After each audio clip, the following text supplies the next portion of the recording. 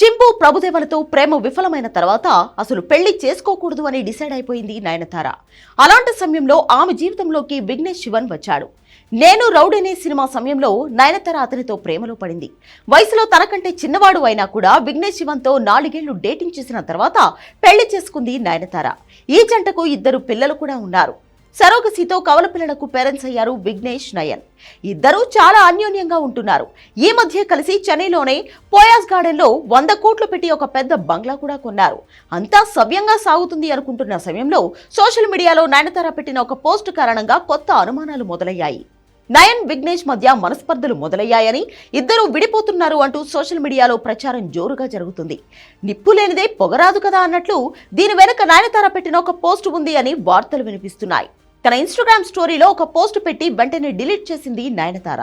అది నిజంగా ఆమె పెట్టిందా, లేదంటే ఆమె పేరు మీద ఎవరైనా ఫేక్ అకౌంట్ క్రియేట్ చేసి పెట్టారా అనేది ప్రస్తుతానికి సస్పెన్స్. కానీ అందులో ఉన్న విషయం చూసిన తర్వాత నయనతార, విఘ్నేష్ మాత్రం ఇకపై కలిసి ఉండడం కష్టమే అనిపిస్తుంది. అది ఎవరైనా ఫేక్ అకౌంట్ నుంచి పెడితే చెప్పలేం, కానీ నిజంగా నయనతార పెడితే మాత్రం వీళ్ళిద్దరి బంధం విడిపోయినట్లే. అందులో చాలా క్లియర్ గా ఒక మూర్ఖుణ్ణి పెళ్లి చేసుకుంటే కలిసి ఉండలేము అంటూ రాసింది నయనతార. తెలివి తక్కువ వ్యక్తిని పెళ్లి చేసుకుంటే ఆ మ్యారేజ్ పెద్ద తప్పు అవుతుంది. భర్త చేసే పనులకు భార్య బాధ్యత వహించాల్సిన అవసరం లేదు. ఎందుకంటే పురుషులు సాధారణంగా మెచ్యూర్డ్ కాదు. నన్ను ఒంటరిగా వదిలేయండి, నేను మీ వల్ల చాలానే ఎదుర్కొన్నా అంటూ రాసుకొచ్చింది నయనతార.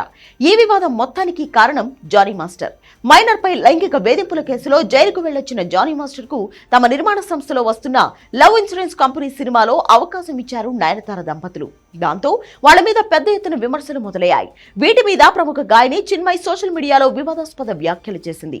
దాంతో నయనతార ఈ విధంగా స్పందించింది. ఎలా చూసినా కూడా నయన్ చేసిన ఈ కామెంట్స్ చూస్తుంటే మాత్రం విఘ్నేష్ శివన్ తో ఆమె రిలేషన్ చివరికి వచ్చేసిందేమో అని అర్థమవుతుంది. దీని మీద ఇప్పటి వరకు ఈ ఇద్దరు స్పందించలేదు. చూడాలి మరి ఈ విషయం ఇంకా ఎంత దూరం వెళ్తుందో.